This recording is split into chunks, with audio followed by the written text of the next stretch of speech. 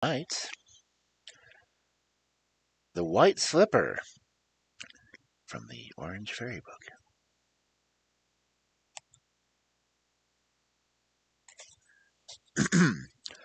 Once upon a time, there lived a king who had a daughter just 15 years old.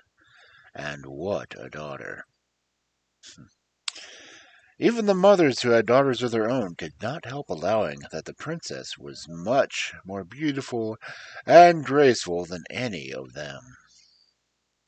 And as for the fathers, if one of them ever beheld her by accident, he could talk of nothing else for the whole day afterwards.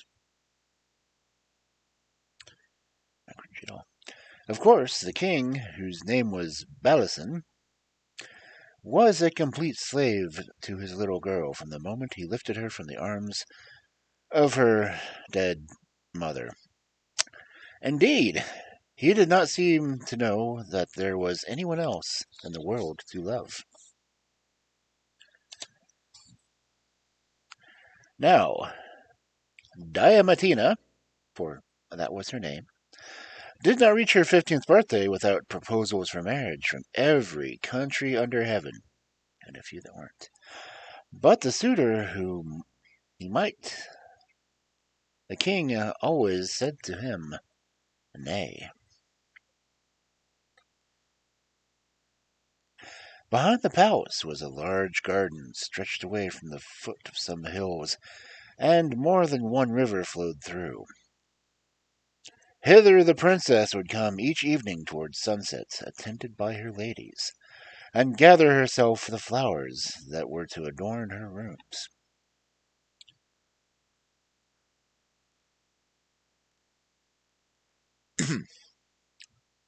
She also brought with her a pair of scissors to cut off the dead blooms, and a basket to put them in, so that when the sun rose next morning he might see nothing unsightly.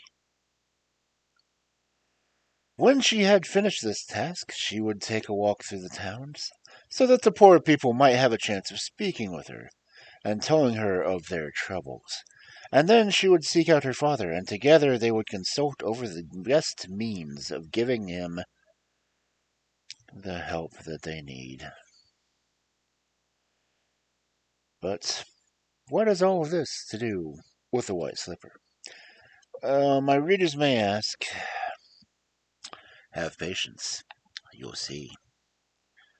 Next to his daughter, Ballison loved hunting, and it was his custom to spend several mornings every week chasing the boars which abounded in the mountains a few miles from the city. One day, rushing downhill as fast as he could, he put his foot into a hole and fell, rolling into a rocky pit of brambles. The king's wounds were not very severe, but his face and hands were cut and torn, while his feet were in a worse plight still, for instead of proper hunting boots, he only wore sandals to enable him to run more swiftly. In a few days, the king was all as well as ever, and the signs of scratches were almost gone, but one foot still remained very sore, where a thorn had pierced deeply and had festered. The best doctors in the kingdom treated it with all their skill. They bathed and policed and bandaged, but it was in vain.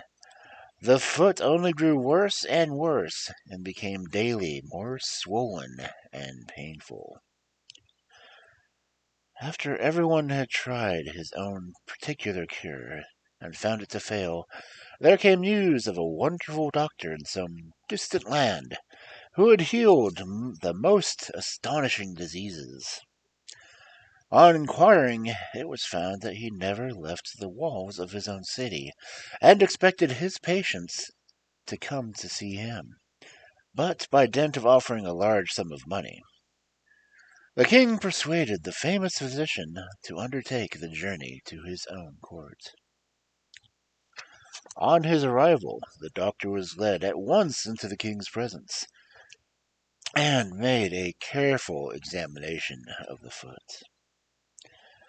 Alas, your majesty, he said when he was finished, this wound is beyond the power of man to heal, but though I cannot cure it, I can at least deaden the pain and enable you to walk without much suffering.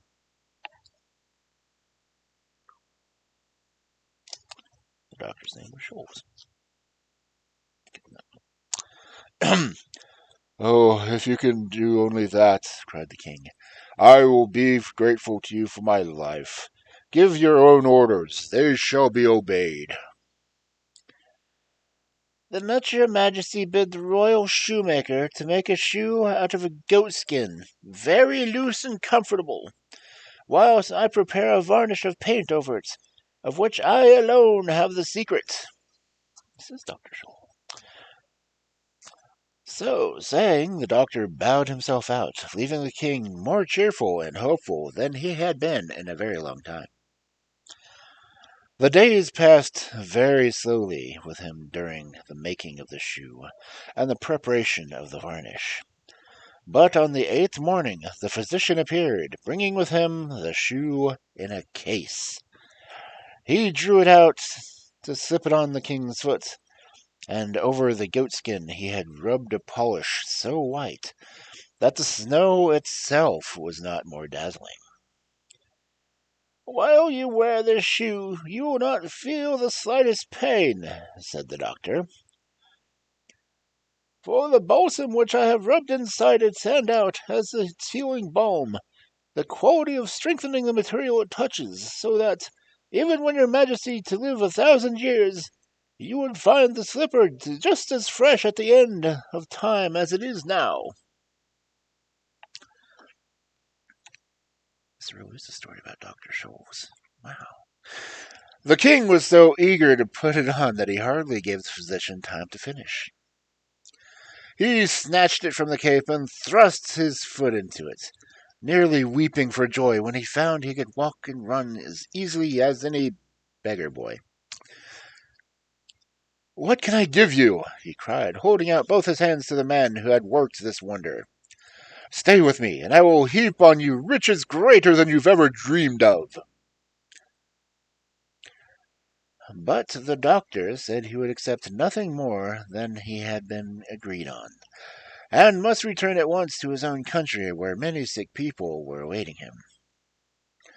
So King Bellicin had to content himself with ordering the physician to be treated with royal honors, and desiring that an escort should attend to him in his journey home.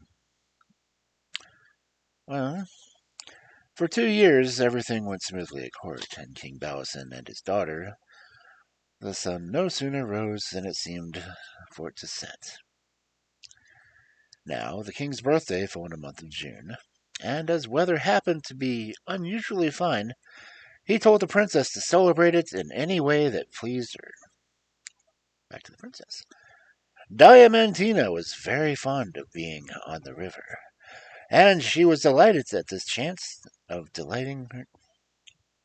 And she was delighted at the chance of delighting her taste. That's just bad writing.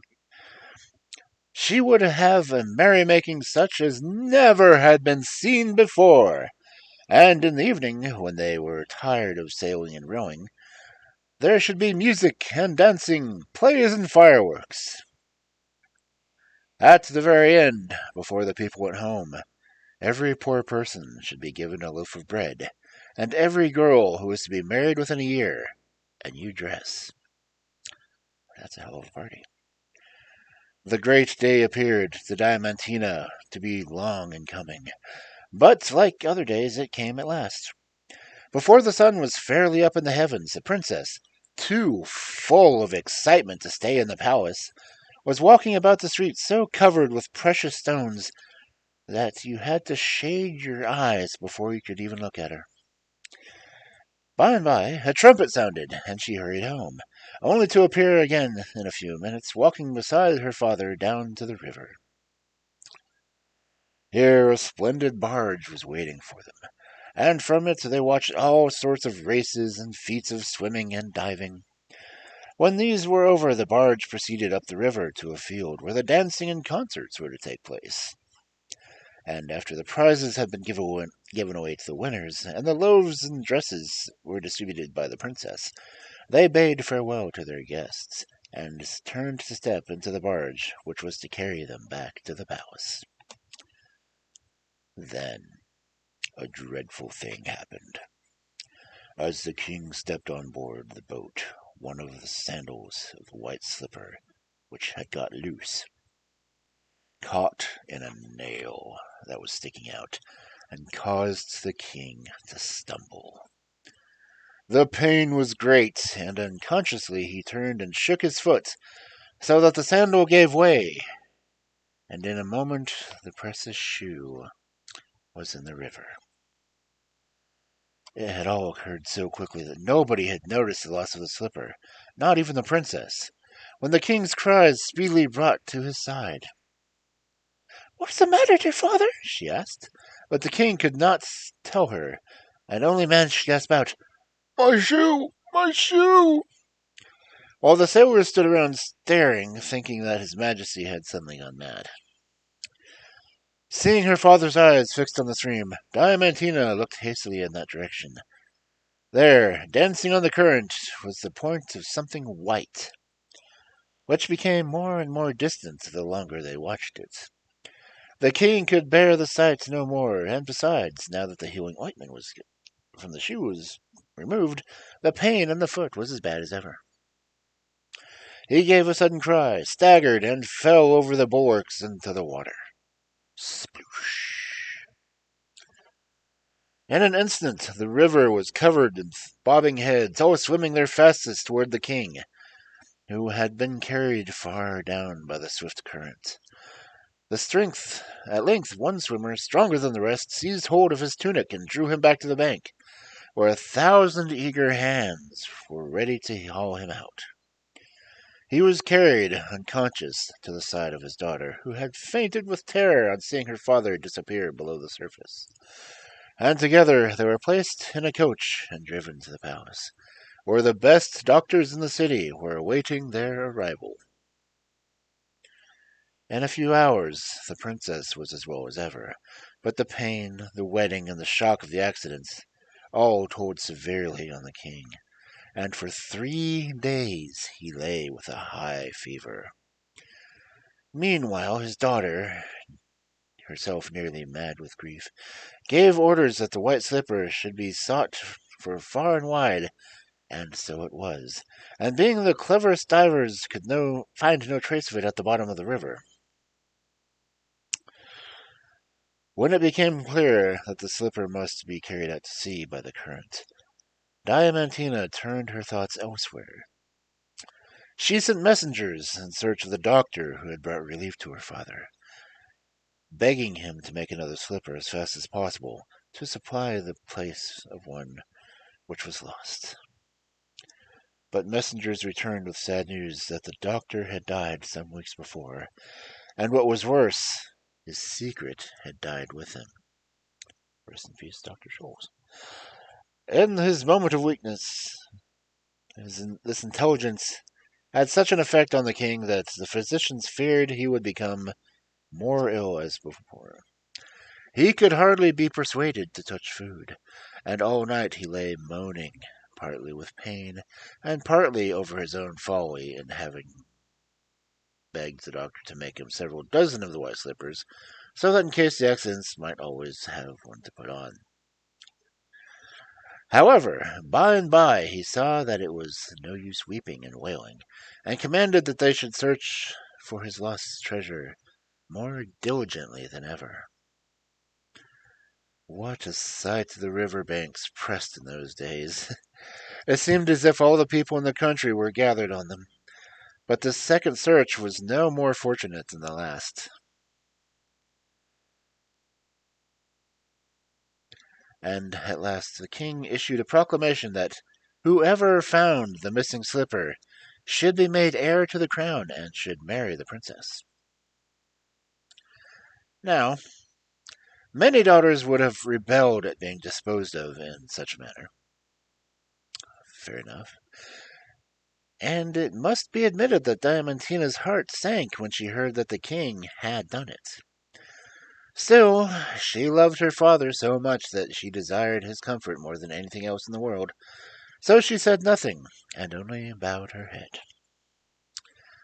Of course, the result of the proclamation was that the river banks became more crowded than ever, and all the princess's suitors from distant lands flocked to the spot, each hoping that he might find his lucky slipper. Many times the shining stone at the bottom of the stream was taken for the slipper itself, and every evening saw a band of dripping downcast men returning home afterwards. But one youth always lingered longer than the rest, and at night you would still see him engaged in the search, though his clothes stuck to his skin and his teeth chattered. One day, when the king was lying on his bed, racked with pain, he heard the noise of a scuffle going on in his antechamber, and rang a golden bell that stood by his side to summon one of his servants.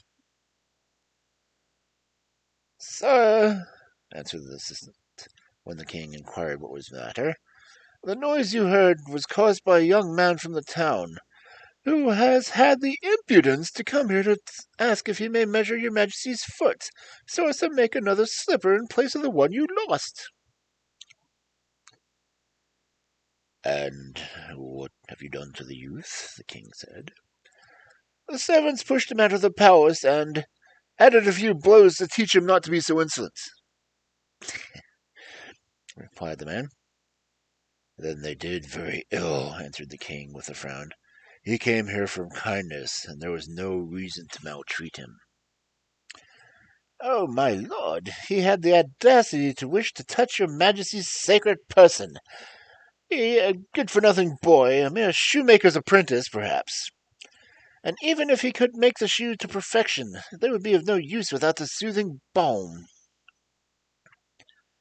The king remained silent for a few moments, then said, "Never mind. Go and fetch the youth and bring him to me. I would gladly try any remedy that may relieve my pain."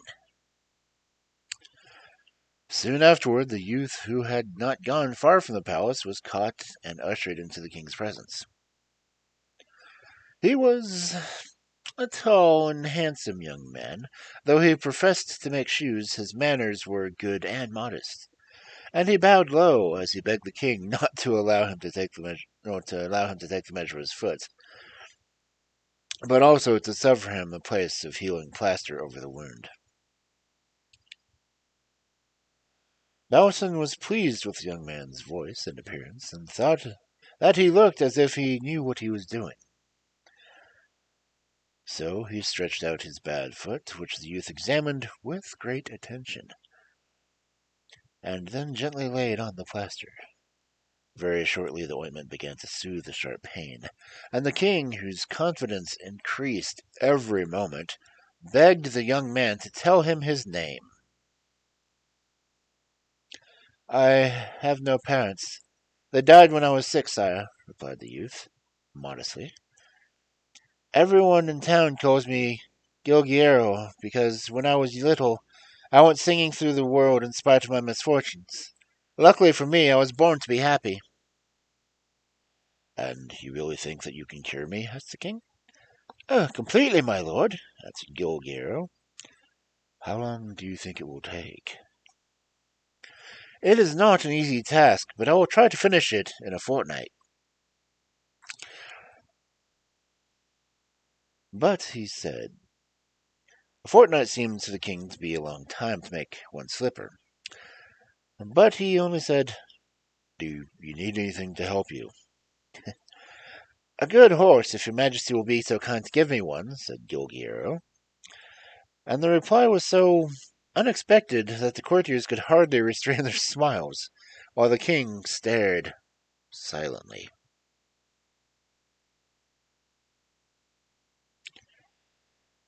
"You shall have a horse," he said at last, "and I shall expect you back in a fortnight. If you fulfill your promise, you know your reward. If not, I will have you flogged for your impudence." Gilguero bowed and turned to leave the palace, followed by the jeers and scoffs of everyone he met. But he paid no heed, for he had got what he wanted. He waited in front of the gates till the magnificent horse was led up by him, and vaulted into the saddle with an ease which rather surprised the attendant, and rode quickly out of town amidst the jests of the assembled crowd, who had heard his audacious proposal. And while he is on his way, let us pause for a moment and tell you who he is.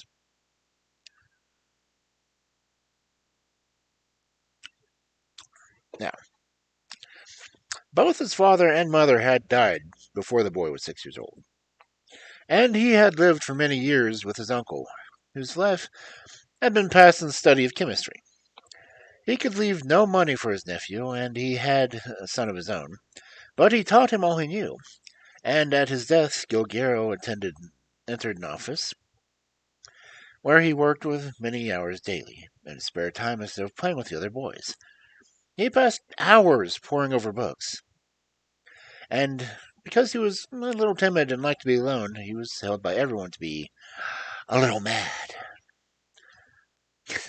Therefore, when it became known that he had promised to cure the king's foot and had ridden away, no one knew where, a roar of laughter and mockery rang throughout the town, and the jeers and scoffing words were sent after him. But if they had only known what were Gilguero's thoughts, they would have thought him madder than ever. The real truth was, on the morning when the princess had walked through the streets before making holiday on the river, Gilguero had seen her from his window, and had straightway fallen in love with her. Of course, he felt quite hopeless, and it was absurd to imagine that the apothecary's nephew would ever marry the king's daughter.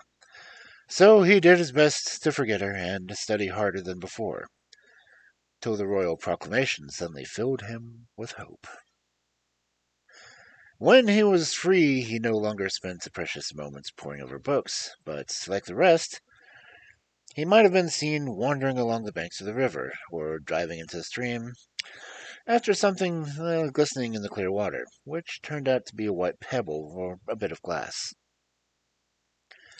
At the end, he understood that it was not by the river that he would win the princess, but by turning to his books for comfort. He studied harder than ever. There is an old proverb that says, "Everything comes to him who knows how to wait." It is not all men who know how to wait, any more than it is all men who can learn by experience. But Gilguero was one of the few, instead of thinking of life wasted because he did not have a thing for what he wanted most, he tried to busy himself in other directions. So one day, when he expected it least, his reward would come to him. He happened to be reading a book many hundreds of years old, which told of remedies of all kinds of diseases. Most of them, he knew, were merely invented by old women, who sought to prove themselves wiser than any other people. But at length he came to something which caused him to sit up straight in his chair, and made his eyes brighten. This was the description of the balm, which could cure every kind of sore or wound, distilled from a plant only to be found in a country so distant that it would take a man on foot 2 months to go and come back again. Now, when I say the book declared that the balm could heal every sort of sore or wound, well, there are a few against which it was powerless, and gave certain signs by which these might be known. This was the reason why Guillermo demanded to see the king's foot before he could undertake the cure, and to obtain admittance he gave out that he was a shoemaker. However, the dreaded signs were absent, and his heart bounded with the thought that the princess was within his reach. Perhaps she was, but a great deal had to be accomplished yet, and he had allowed himself a very short time to do it in. He spared his horse only so much as was needed, yet it took him 6 days to reach the spot where the plant grew. A thick wood lay in front of him, and fastened the bridle tightly to a tree. He flung himself on his hands and knees and began to hunt for the treasure. Many times he fancied it was close to him, and many times it turned out to be something else. But at last, when night was fading and he had almost given up hope, he came upon a large bed of the plant, right under his feet. Trembling with joy, he picked every scrap he could see and placed it in his wallet. Then, mounting his horse, he galloped quickly back towards the city. It was night before he entered the gate, and the 15th day allotted were not up until the next day. His eyes were heavy with sleep, and his body ached with the long strain. But without pausing to rest, he kindled a fire on the hearth, and quickly filling a pot with water, he threw the herbs in and left them to boil. After that, he lay down and slept soundly. The sun was shining when he awoke, and he jumped up and ran to the pot. The plant had disappeared, and in its stead was a thick syrup, just as the book said there would be. He lifted the syrup out with a spoon, and after spreading it out in the sun until it was partly dry, he poured it into a small flask of crystal. Then he washed himself thoroughly and dressed himself in his best clothes, and putting the flask in his pocket, set out for the palace and begged to see the king without delay. Now, Ballison, whose foot had been much less painful since Gilgaro had wrapped it in the plaster, was counting the days to the young man's return, and when he was told Gilgaro was there, ordered him to be admitted at once. As he entered, the king raised himself eagerly on his pillows, but his face fell when he saw no signs of the slipper. "Have you failed, then?" he said, throwing up his hands in despair. "I hope not, your majesty." "I think not," answered the youth, and drawing the flask from his pocket, he poured 2 or 3 drops onto the wound. "Repeat this for 3 nights, and you will find yourself cured," said he, and before the king had time to thank him, he had bowed himself out. Of course, the news soon spread around the city, and men and women were never tired of calling Gilgueramo an impostore, and prophesying that at the end of the 3 days, they would see him in prison, if not on the scaffold. But Gilgueramo paid no heed to their hard calls, and no more did the king, who took care that no hand but his own should be put on the healing balm. On the 4th day, the king awoke and instantly stretched out his wounded foot that he might prove the truth or falsehood of Gilguero's remedy. The wound was certainly cured on that side, but how about the other? Yes, it was cured also, and not even a scar was left to show where it had been. Was ever any king so happy as Bowson when he satisfied himself of this? Lightly as a deer, he jumped from the bed and began to turn head over heels and perform all sorts of antics, as if to make sure the foot was in truth as well as it looked. And when he was quite tired, he sent for his daughter and bade the courtiers to bring the lucky young man to his room. "He really is young and handsome," said the princess to herself, heaving a sigh of relief that it was not some dreadful old man who had healed her father, while the king was announcing to his courtiers that his wonderful cure had been made. Diamantina was thinking that Gilguero looked so well in his common dress, how much improved by the splendid garments of a king's son. However, she held her peace, and only watched with amusement when the courtiers, knowing there was no help for it, did homage and obeisance to the chemist's boy. Then they brought Gilgueramo a magnificent tunic of green velvet bordered in gold. and a cap with 3 white plumes stuck in it, and at the sight of him so arrayed, the princess fell in love with him in a moment. The wedding was fixed to take place in 8 days, and at the ball afterwards, nobody danced so long or as lightly as King Bellicent.